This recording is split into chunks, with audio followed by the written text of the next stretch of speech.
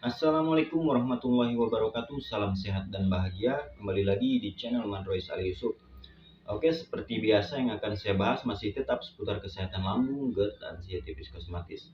Dan di video kali ini yang akan saya bahas itu tentang cara kita mandiri ya untuk menghadapi penyakit asam lambung ini, GERD dan siatifus kosmatis. Oke, sebelum kita lanjut ke pembahasannya, buat teman-teman yang baru gabung di channel Mandrois Ali Yusuf ini, silahkan ya untuk di subscribe dulu teman-teman ya. Subscribe itu gratis kok, nggak berbayar, nggak dipungut biaya apapun. Jadi subscribe itu hanya sebatas apa ya, tanda support lah, dukungan untuk channel ini biar bisa lebih berkembang. Dan pastinya kalau misalkan channel ini lebih berkembang lagi, saya juga lebih semangat lagi untuk membuat video-video terbaru saya tentang seputaran kesehatan asam lambung, GERD, dan siatifus kosmatis. Oke, jadi gini teman-teman, kenapa saya ngajak teman-teman untuk mandiri gitu ya untuk menghadapi penyakit asam lambung ini. Soalnya gini, saya pribadi juga ngerasain ya betapa susahnya kita mencari orang yang mengerti dengan keadaan kita ya, dengan kondisi yang setiap hari kita rasakan. Itu susah banget orang untuk percaya dengan keadaan kita yang orang tahu itu kita itu baik-baik aja, sehat-sehat aja ya. Soalnya yang kelihatan sama mereka itu ya biasalah kayak orang sehat gitu. Kadang kalau saya dulu ya dari makan saya biasa aja gitu ya, normal. Terus dari badan juga gemukan gitu ya. Beda sama waktu pertama. Emang kalau waktu pertama terkena kan parah-parah banget gitu ya. Jadi badan juga agak sedikit nurun lah, tapi semenjak beberapa bulan ke depannya agak naik lagi gitu ya, karena saya juga udah agak tahu juga ya, cuma masih belum ngerti banget tentang asam lambung ini. Jadi makan ya biasa gitu ya, terus pokoknya ya kelihatannya kayak orang sehat lah, makan enak, biasa aja gitu ya. Bukan enak sih sebenarnya, dipaksain ya, makan ya biasa, terus badan juga gemuk, jadi kelihatan sama orang itu ya sehat-sehat aja, cuma pikiran orang itu kan jelek, jadi gitu ke kitanya, jadi kayak orang pokoknya saya juga dulu banyak banget yang bilang pemalas lah, ini itulah, karena mereka itu nggak tahu ya apa yang kita rasain setiap harinya ya. 1000 sensasi yang kita rasain setiap hari itu mereka nggak tahu, nggak ngalamin ya. Tapi kalau misalkan mereka ngalamin, pasti mereka ngerti dengan kondisi kita. Makanya saya buat video ini mengajak teman-teman untuk mandiri lah ya, untuk mandiri dari menghadapi penyakit asam lambung ini ya, dari 1001 sensasi ini. Jadi gini teman-teman, semuanya itu butuh proses, butuh dilatih ya. Kalau misalkan mandirinya itu seperti apa sih? Mandirinya itu ya entah dari cara pengobatannya, entah itu dari kegiatannya ya, kita harus mandiri lah. Kalau misalkan kata saya tadi ya, susah banget untuk orang yang mengerti keadaan kita, jadi kita mandiri ya cukup belajar ya. Soalnya banyak banget kan mentor-mentor di YouTube itu yang ngejelasin tentang asam lambung ini ya, tentang asam lambung ini banyak banget ya, banyak banget. Jadi mandiri aja gitu, kita belajar dari YouTube ya tentang penyakit ini, terus kita pelajari ya, kita terapkan metode-metodenya, entah dari pengobatannya ataupun dari cara makannya, dari pola hidupnya, itu kita pelajari ya. Semuanya yang dijelaskan oleh mentor-mentor itu kita terapkan ya. Soalnya apapun yang mentor-mentor kita katakan itu mereka juga pernah merasakan. Saya pribadi membuat video ini karena saya juga pernah merasakan ya, betapa nyiksanya banget gitu ya, nggak ada support gitu, dari jangankan dari orang lain, dari keluarga juga banyak gitu yang mencela lah ya, yang ngomong kayak gini kayak gitu, pokoknya udah banyak banget. Makanya saya bilang ke teman-teman ya harus mandiri lah. Saya juga dulu belajar gitu mandiri gitu dari YouTube ya, saya lihat YouTube gitu ya. Eh, saya pelajari entah itu dari cara makannya, cara berpikirnya, dari pola hidupnya, saya pelajari semua. Ya, terus kalau misalkan teman-teman takut nih ya untuk di tempat keramaian karena sendirian gitu, makanya kata saya juga harus belajar mandiri. Kita bertahap teman-teman, kita bertahap. Jadi kalau misalkan teman-teman takut nih untuk ke misalkan ke tempat keramaian kayak semacam di pasar ataupun di mall ya, ya nggak usah ke situ dulu, kita bertahap dulu dari lingkungan sekitar kita dulu ya. Kalau misalkan dari ya tetangga-tetangga lah, misalkan kita kumpul di biasanya kalau misalkan di kampung-kampungan itu ada apa kayak semacam gardu pos ronda gitu ya, kita gabung aja bersosialisasi lah dengan masyarakat ya, kita bertahap ya, kita bertahap.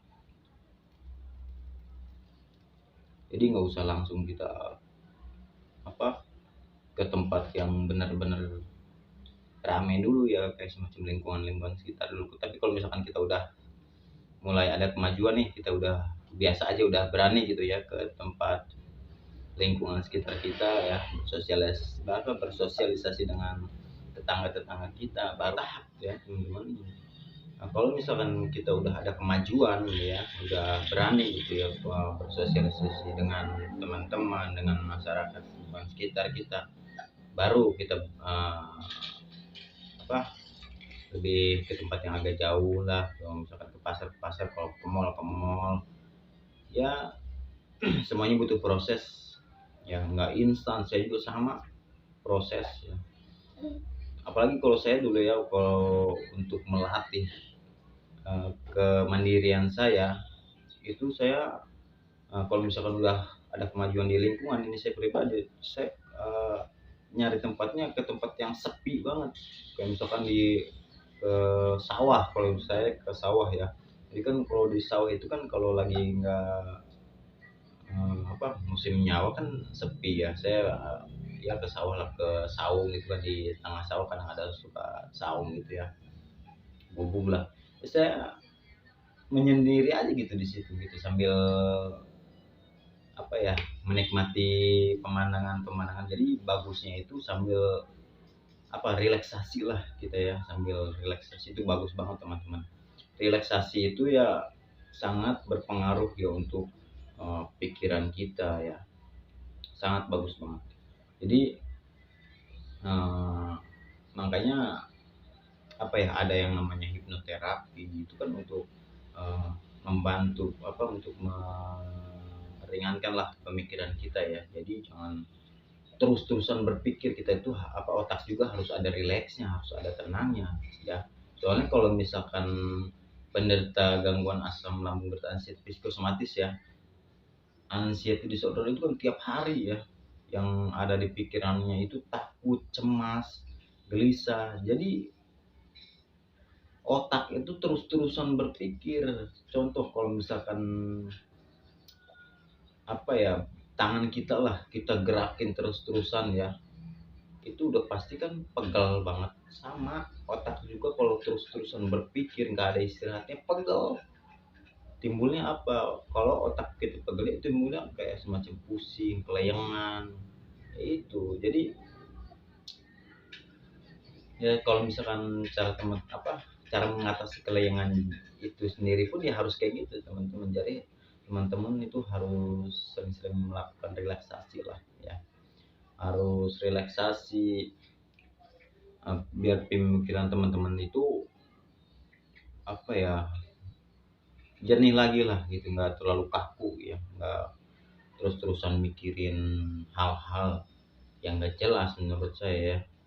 Emang saya juga dulu kayak gitu sih, tiap hari mikirnya takut mati lah, takut ini lah, takut itu. Tapi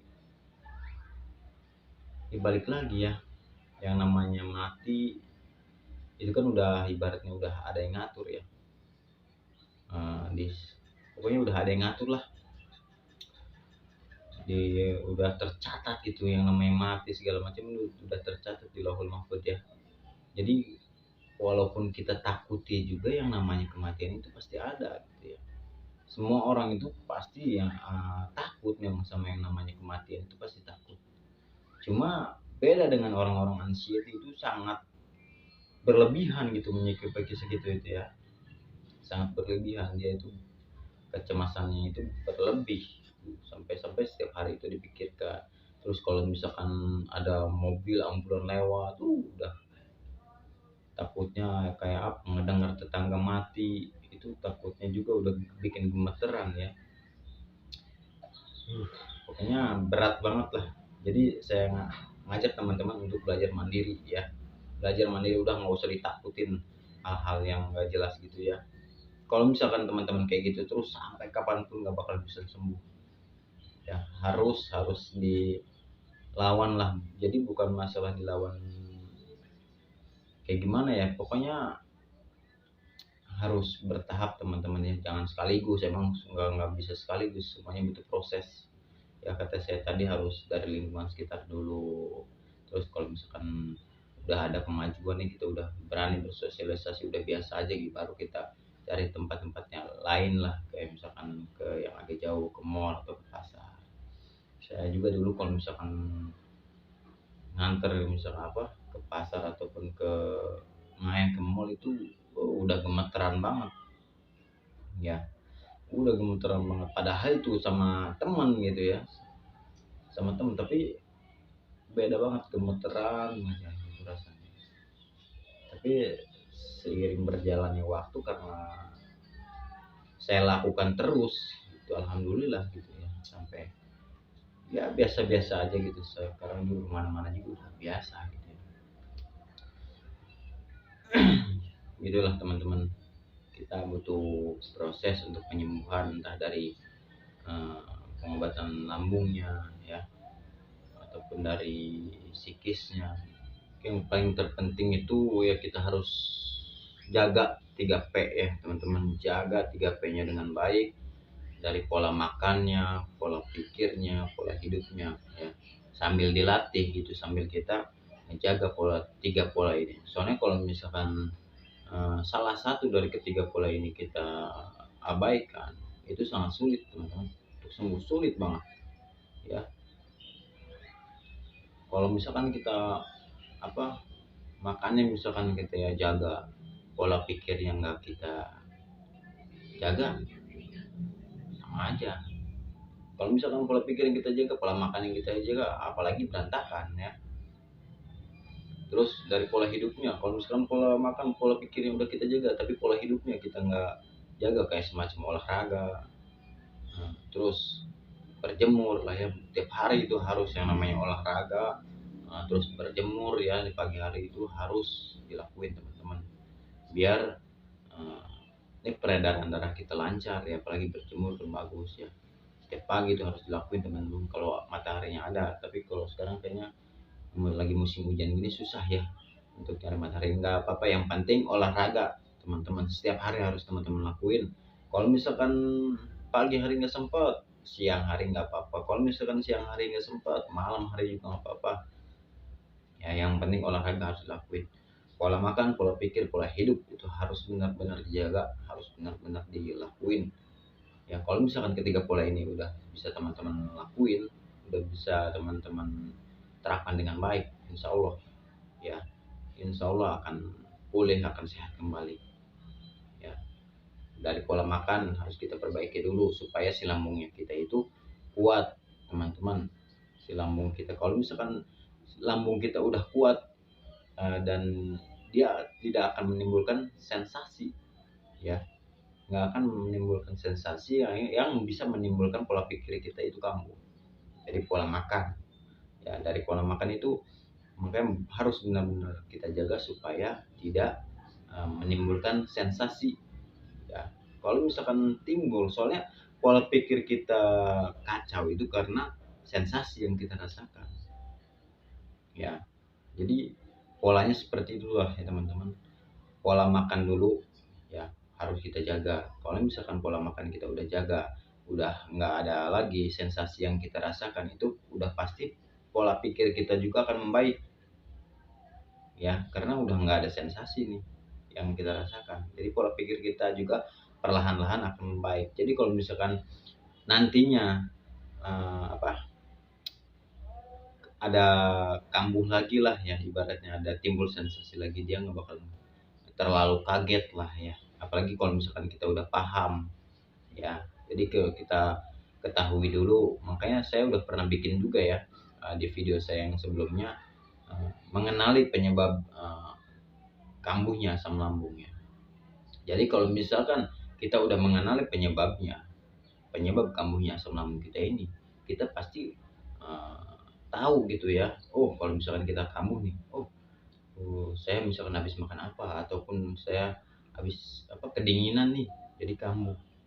Jadi kita itu udah tahu gitu ya penyebab apa membuat kita kambuh. Jadi nggak terlalu panik, nggak terlalu takut. Ya paling kita perbaiki lagi lah ya, dari pola makannya, pola ataupun pola hidupnya kita perbaiki lagi. Jadi kayak gitu teman-teman ya. Polanya itu seperti itu. Jadi kita harus benerin dulu nih pola makannya, biar si asam lambung kita ini nggak kambuh lagi. Kalau misalkan asam lambung kita nggak kambuh, berarti kan nggak timbul sensasi ya, si pikiran juga kita itu baik-baik aja, karena nggak ada sensasi yang kita rasakan ya. Tapi kalau misalkan kita makan sembarangan, asam lambung kita naik, itu sensasi setiap hari masih kita rasakan ya, pikiran juga pasti ya kacau terus gitu ya. Jadi saran dari saya, jagalah 3P teman-teman ya, dengan baik. Insya Allah teman-teman semua pasti bakal sehat lagi lah. Saya juga sehat, saya juga bisa sehat mas teman-teman, enggak ya. Belajar terus ya, lihat YouTube terus. Banyak kok mentor-mentor di YouTube ya, walaupun teman-teman nggak ngelihat di YouTube saya, di video-video saya banyak mentor-mentor yang sama gitu ya, pernah ngerasain penyakit asam lambung ini. Oke, mungkin sekian dulu ya teman-teman, semoga bermanfaat dan semoga juga teman-teman cepat disembuhkan oleh Allah Subhanahu wa taala. Amin ya rabbal alamin. Oke, terima kasih. Wassalamualaikum warahmatullahi wabarakatuh.